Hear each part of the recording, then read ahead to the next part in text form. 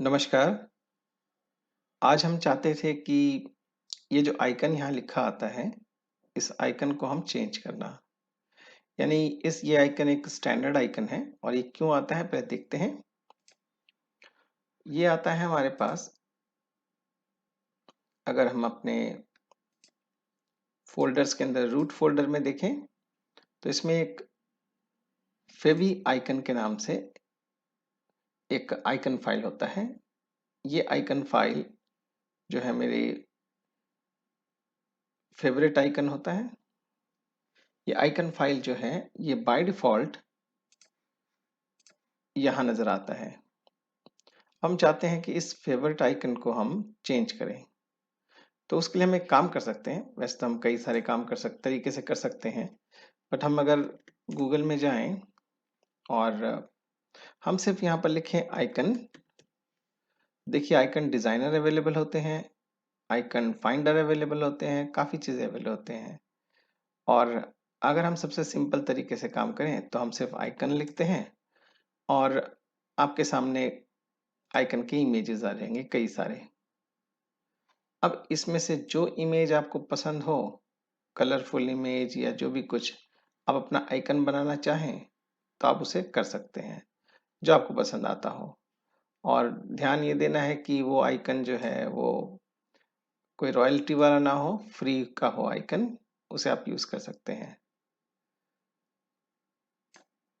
जैसे ये भी एक आइकन हो सकता है, ये एमआई जैसा तो नहीं है, बट इसको आप यूज़ कर सकते हैं, फ्री पीएनजी आइकन है। तो आप इस पर क्लिक करके देखते हैं और अगर हम इसके सोर्स में चले जाते हैं तो कुछ ऐसा नज़र आ रहा है। अगर आप इसे डाउनलोड करके आइकन बनाना चाहें तो भी बना सकते हैं। और कुछ मेरे पास और भी आइडियाज़ हैं, मैं आपको दिखा देता हूँ। मेरे पास कुछ एक और ऐसे आइडियाज़ हैं जो कि इसमें ऑलरेडी किसी कस्टम फिट ऑनलाइन के नाम से मुझे मिला है। और अगर मैं चाहूँ तो इनमें से कोई एक यूज़ कर सकता हूँ।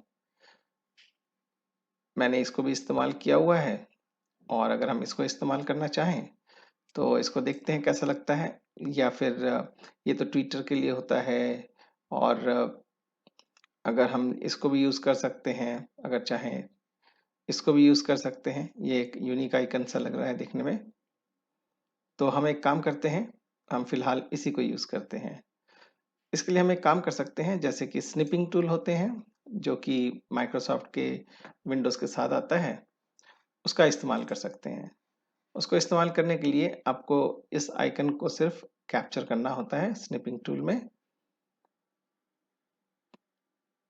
इस तरह से। और अब इसको आप सेव कर लीजिए कहीं भी अपने डेस्कटॉप पे या कहीं भी एज अ पीएनजी। आप स्क्रीनशॉट को सेव कर सकते हैं एज ए पीएनजी। तो अभी मैंने इसे सेव कर लिया है। अब एक काम कर सकते हैं हम लोग कि इसमें एक ऑप्शन होता है हमारे पास, कभी भी कन्वर्ट करना हो किसी पीएनजी को आइकन में, तो आप ऑनलाइन कन्वर्टर बहुत सारे अवेलेबल होते हैं। जैसे मैं अगर लिखूं convert PNG to ICO, automatically लिखा आ गया। अब मैं अगर cloudconvert.com में अगर जाता हूं तो बाय डिफॉल्ट ये आता है पीएनजी टू आइको। तो मैं इसे अगर सिलेक्ट करूं अपने डेस्कटॉप से, यहाँ ड्रॉप कर दूं, तो ये अब कहेगा कि कन्वर्ट करना चाहेंगे आप इसको, जैसे screenshot PNG to ICO, yes convert कर दीजिए। अब ये आपके लिए कन्वर्ट करेगा और इसको एज ए आइको फाइल बना देगा। इसे आप डाउनलोड कर लीजिए। जब इसे आप डाउनलोड कर लेंगे, ये मैंने डाउनलोड कर लिया और इसका नाम मैं अब रख देता हूँ फेविकॉन, जो कि इसका नाम होना चाहिए फेवरेट आइकन के लिए। अब मैं अगर इसे कॉपी कर लूँ और इसे अपने यहाँ पर इसको डिलीट कर दूं अगर, और यहाँ पर इसको पेस्ट कर दूं, फेविकॉन पेस्ट हो गया है। अब इसे मैं एक बार सेव कर लूं और इसे मैं एक बार बिल्ड कर लूं। हालांकि बिल्ड नहीं भी करेंगे तो भी फेविकॉन तो आएगा ही। और अगर हम अपने वेबसाइट में चलते हैं और अपने वेबसाइट में इसको एक बार रिफ्रेश करते हैं, ये देखिए यहाँ पर आइकन आ गया है। तो इस तरह से आप अपने आइकन्स बना सकते हैं, जो कि यहाँ फेवरेट आइकन या फेविकॉन आता है। हमारे पास जो आइटम मास्टर है, हमारे पास आइटम मास्टर में सिर्फ 5 आइटम्स हैं। और अगर हम अपने एक्सेल फाइल को देखें जिससे हमने ये डाटा उठाया था, उसे ओपन करता हूँ। अगर इस शीट में देखें तो हमने अब तक 1 2 3 4 5 यहाँ तक कर चुके हैं हम लोग। हम चाहेंगे कि इसमें और कितने हैं, इसमें तकरीबन 38 और आइटम, मतलब आइटम्स टोटल 38 या 37 है, जिसमें से हमने अभी तक कुछ ही आइटम्स अपलोड किया है। हम चाहेंगे बाकी आइटम्स भी अपलोड कर दें। तो उसके लिए हम क्या कर सकते हैं कि इसमें दो तरीके से कर सकते हैं हम। एक तरीका तो वो है जो स्टैंडर्ड तरीका है, जिससे हम कभी अगर जो सर्वर एडमिनिस्ट्रेटर होते हैं, डेटाबेस एडमिनिस्ट्रेटर्स होते हैं, वो लोग इसे करते हैं। और ये एक स्टैंडर्ड तरीका है जिसमें अगर हम इसको एक नया फाइल बनाएं और उसमें अगर हम इसे पेस्ट कर लें जो अभी हमने सेलेक्ट किया था। अब आपको पता ही है कि मैंने उसमें आईडी इसलिए नहीं लिया क्योंकि आईडी इसमें हमारा न्यूमेरिक है और ऑटोमेटिक है। और इसके हेडर्स को भी कॉपी कर लेते हैं।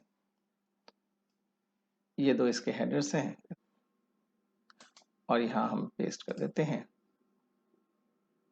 अब हम चाहते हैं कि ये जो दो, इसमें से पूरा नहीं लेते हैं, इसमें हम सिर्फ कुछ आइटम्स ले लेते हैं, यानी कि से फॉर एग्जांपल पीओई तक लेते हैं या उससे भी कम लेते हैं। हम 5 आइटम ले लेते हैं, ज़्यादा नहीं लेते हैं। 1 2 3 4 5 यहाँ तक ले लेते हैं और बाकी हम यहाँ से हटा देते हैं। इसे हम एक काम करते हैं, सेव करते हैं। हमने इसका नाम फाइल टू अपलोड रख लिया। अब हम चाहेंगे कि जो ये डेटा है इसे हम इंपोर्ट करें। इंपोर्ट करने के लिए हम अगर अपने एसक्यूएल सर्वर मैनेजमेंट स्टूडियो में जाएं और इंपोर्ट डेटा का ऑप्शन यूज़ करें। हालांकि एक फ्लैट फाइल भी होता है और एक इंपोर्ट डेटा भी होता है। और अगर हम इस इंपोर्ट डेटा को देखें तो दरअसल में ये इंपोर्ट डेटा सिर्फ एक टाइप ऑफ डेटा सोर्स के लिए नहीं है, multiple kind of data source के लिए है। जैसे आप माई एसक्यूएल से डेटा, अगर कोई सर्वर है आपके पास माई एसक्यूएल का, वहाँ से आप डेटा को इंपोर्ट कर सकते हैं, यानी कि डाटा को मूव करने में ये काम आता है। और ऐसे ही अगर कोई ओडीबीसी कनेक्शन यानी कि ओपन डेटाबेस कनेक्टिविटी से आप लेके आना चाहें, या फिर आप ओरेकल से लेके आना चाहें, या एसक्यूएल सर्वर का कोई डाटा सर्वर है जो कि इस करंट वर्जन का ना हो कि कोई पुराना वर्जन हो, तो भी आप डॉटनेट फ्रेमवर्क का यूज़ कर सकते हैं। इसके अलावा एक होता है फ्लैट सोर्स फाइल, हम इसे अभी यूज़ करेंगे। इसके अलावा होता है माइक्रोसॉफ्ट एक्सेस, एमएस, ये माइक्रोसॉफ्ट एक्सेल जिसमें हमारा अभी डाटा है। और इनके अलावा आप देख सकते हैं OLEDB ड्राइवर्स, डायरेक्ट ड्राइवर्स भी अवेलेबल है। ये माइक्रोसॉफ्ट के एनालिसिस के लिए काम आते हैं, ये ओरेकल का है। इस तरह से आप देखेंगे और भी कई सारे डेटा, जो अभी हम एसक्यूएल सर्वर का यूज़ कर रहे हैं नेटिव क्लाइंट, वो 11 वर्जन है। तो अभी हम चाहते हैं कि इसे हम सिंपलेस्ट तरीके से करें, क्योंकि मैं इसका भी इस्तेमाल इसलिए नहीं बता रहा हूँ क्योंकि इसमें फिर आपको करने के लिए ड्राइवर्स की ज़रूरत पड़ेगी।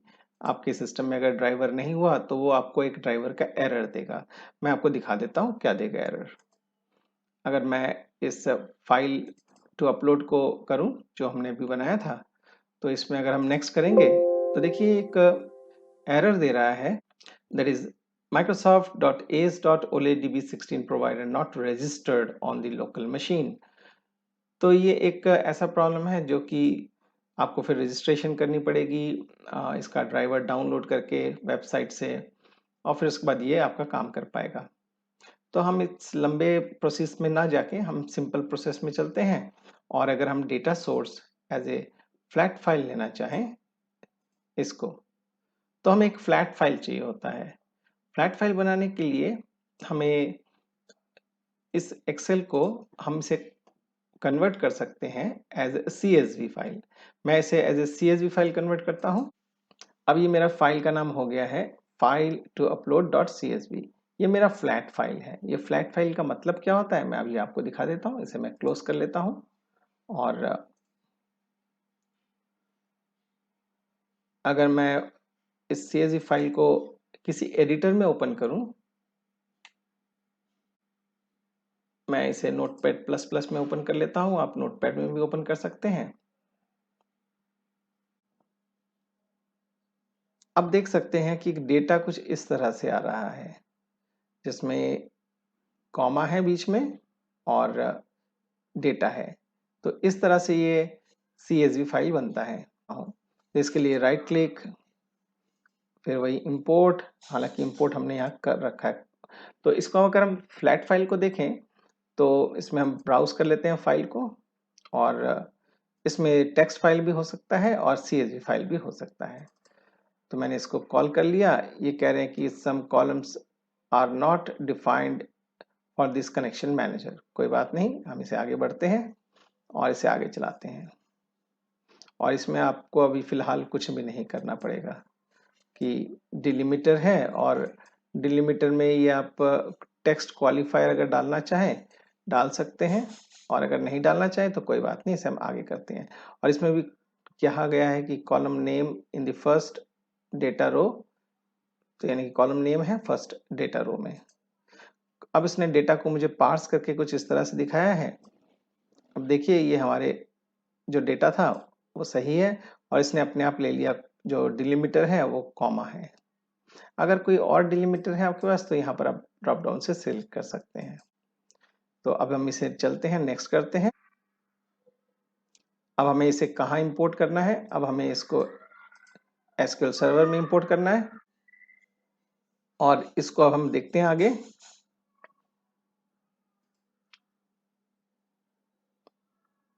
अब हमने नेक्स्ट किया है तो ये अब इस डेटाबेस से कनेक्टिविटी बना रहा है।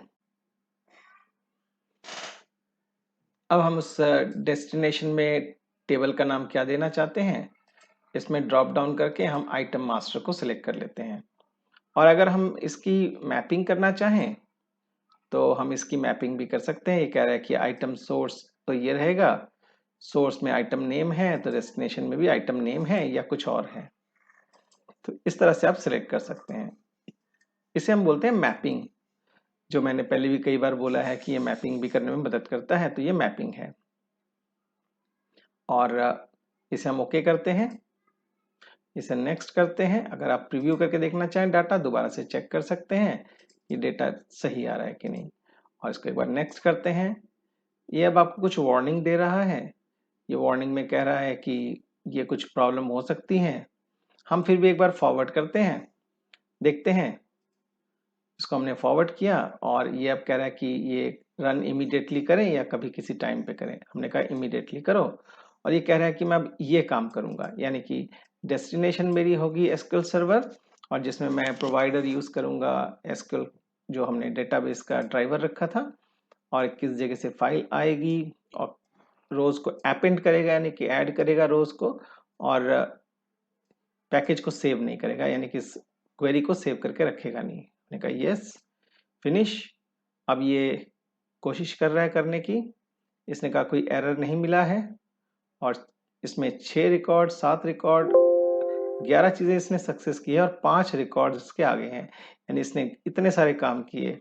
इसने डेटा को इनिशियलाइज किया, फिर कनेक्शंस को बनाया, फिर उसके बाद SQL की कमांड को सेट किया, और उसके बाद सोर्स के कनेक्शन को बनाया, और उसके बाद डेस्टिनेशन के कनेक्शन को बनाया, वैलिडेट किया डेटा को, उसके बाद प्रिपेयर किया एग्जीक्यूट के लिए, और फिर उसके बाद प्री एग्जीक्यूशन किया कि कोई एरर तो नहीं है, फिर एग्जीक्यूट किया, और फिर कॉपी किया, और 5 रो ट्रांसफर हो चुके हैं। इसमें वो कह रहा है कि 5 रो हमने ट्रांसफर कर दिया है सक्सेसफुली। और फिर एग्जीक्यूशन के बाद वैलिडेशन भी होती है, उसको भी चेक कर लिया। इसे हम क्लोज करते हैं। और अगर हम अपने अब वेबसाइट में जाएं, जो हमने डिजाइन किया है उसके मास्टर्स को देखते हैं, और इसको एक काम करते हैं, होम पे चले जाते हैं और दोबारा मास्टर्स पे जाते हैं। देखिए 10 आइटम्स के आ गए हैं अब। तो इस तरह से तो आपने देखा कि एक तरीका हो सकता है। अब इसमें जो स्टेप्स करने पड़े थे वो आपको फिर आगे के फाइलों के लिए भी करना पड़ेगा, लेकिन ये कई बार हैंडी नहीं होता है, कई बार हमें तकलीफ देता है। तो इसके लिए एक तरीका और कर सकते हैं। जो काफ़ी हैंडी है और इसमें किसी ड्राइवर्स की ज़रूरत नहीं है या किसी प्रोसेस की ज़रूरत नहीं है, बहुत सिंपल तरीके से उसे हम देखते हैं। उसके लिए हम अपने अगर डेटाबेस में जाते हैं एसएसएमएस के थ्रू से, SQL सर्वर मैनेजमेंट स्टूडियो के थ्रू से, और इसमें अगर हम इससे पहले टॉप 200 रोज को ब्राउज करें, हम देखना चाहते हैं कि हम इसमें इंसर्ट करने के लिए क्या सिंटेक्स यूज करते हैं। तो एक काम करते हैं, इसका टाइप हम चेंज कर लेते हैं और इसमें हम इंसर्ट वैल्यूज करते हैं। और अगर हम इसमें जाएं, अगर इसका जो क्राइटेरिया पेन होता है उसमें न्यू वैल्यूज देखिए आ रहा है। और अगर हम चाहें तो अब हमें आइडेंटिटी रो तो नहीं चाहिए, तो इसको हटा देते हैं। हमें आइटम नेम चाहिए, से XYZ कर देते हैं और यूनिट ऑफ मेजरमेंट में EA कर देते हैं। तो इस तरह से अगर मैं इसको अब रन करूंगा तो ये इंसर्ट कर लेगा, एग्जीक्यूट करूंगा अगर इस एसक्यूएल को। अब इस एसक्यूएल को देखते हैं, एसक्यूएल कुछ हमारे लिए इसने ऐसे बनाया है। इसको हम देखते हैं, इसको हम एक बार तैयार करते हैं जैसे हम हर बार अपने प्रोग्रामिंग के लिए तैयार करते हैं। बट इस बार हम कोई डॉटनेट का प्रोग्राम बनाने वाले नहीं हैं, हम कुछ और ट्रिक यूज करने वाले हैं। तो इसके लिए हम इसको सेट कर लेते हैं एक बार। और इसमें n जो है अगर रखेंगे तो भी कोई इश्यू नहीं है, और नहीं रखें तो समझने में आसानी होती है। अब इसको हम कॉपी कर लेते हैं। अब हमने इसमें अब तक तो यहाँ तक इंपोर्ट कर लिया था TP link, wifi card, EPCI। तो अपने टेबल में जाते हैं जहाँ हमने ये रखा हुआ है। तो हमने अब तक जो कर लिया है वो यहाँ तक कर लिया है। अब एक काम करते हैं, यहाँ पर हम इक्वल टू और एक बार डबल कोट लगाते हैं। और आपको पता है डबल कोट्स के अंदर हम कुछ स्ट्रिंग बनाते हैं, और जो हमने वहां से कॉपी किया था यहाँ रख लेते हैं। अब जैसा कॉन्केटिनेशन हमने वहां किया था, जब हमने अपना डॉटनेट में काम किया था तो हमने वहां भी कॉन्केटिनेशन किया था, तो यहाँ भी हम कॉन्केटिनेशन ही करेंगे। और इसका ट्रिक ये है कि इसमें कॉन्केटिनेशन के लिए हम एंड का इस्तेमाल करते हैं इस तरह से। तो ये अगर इस तरह से लिखते हैं तो ये भी कॉन्केटिनेट हो जाता है। अब हमारे पास ये जो XYZ है उसकी जगह हमें ये चाहिए। तो उसके लिए हम क्या कर सकते हैं, यहाँ पर जहां पर ये सिंगल कोट आ चुका है, इस जगह पे अगर हम अपना एक और M% के लिए एंड लगाएं, और इसके बीच में अब अगर हम यहाँ पर क्लिक करें तो देखिए यहाँ पर आया है B12। और अगर हम इसे अब एंटर करें तो क्या आएगा देखते हैं। अब देखते हैं तो इसको हमने कुछ चेंज कर लिया है, इसको बड़ा करता हूं। और अब आप देखें तो इसके अंदर नाम आ चुका है, लेकिन इसमें XYZ भी है क्योंकि यहाँ XYZ ये है ऑलरेडी। तो इस काम करते हैं, इस XYZ को हटा लेते हैं, तो ये इस तरह से आ जाएगा। अगर देखें तो ये मेरा एसक्यूएल का स्टेटमेंट बन चुका है। अब मैं इस ईच को भी कर सकता हूं ऐसे ही, तो यानी कि इसमें भी डबल कोट लगाते हैं और इसके बीच में दो एंड लगाते हैं, और यहाँ पर अब हमें चाहिए कि वो इस कॉलम से डेटा आ जाए, यानी कि ये C12 से डेटा आ जाए। और अब हमें ये EA जो पीछे लिखा है ये नहीं चाहिए, कुछ इस तरह से। अगर अब हम सारे रिकॉर्ड्स चाहते हैं तो हम इस पे ड्रैग कर सकते हैं या डबल क्लिक करते हैं, तो मेरे लिए सारे फॉर्मूलेज ये बना देगा। अब इसने मेरे लिए ऑलरेडी बना दिया है, देखिए यहाँ से यहाँ तक। अब अगर मैं इसे कॉपी कर लूँ यहाँ से, और अगर मैं यहाँ चला जाता हूँ, और इसमें एक होता है एसक्यूएल न्यू क्वेरी बनाने के लिए एक तरीका होता है। अगर मैं इसे क्लिक करता हूँ तो मेरे पास एक एडिटर आएगा नया क्वेरी बनाने के लिए। ये मेरे पास एक एडिटर आ गया जिसमें हम एसक्यूएल क्वेरी लिख सकते हैं।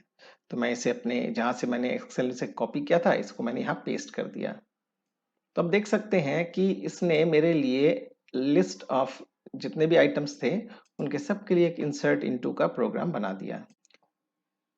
अब हमें इसको चलाने से पहले, इसको रन करने के लिए एग्जीक्यूट करना पड़ेगा। रन करने से पहले ये हम ध्यान देना पड़ेगा कि हमने कौन सा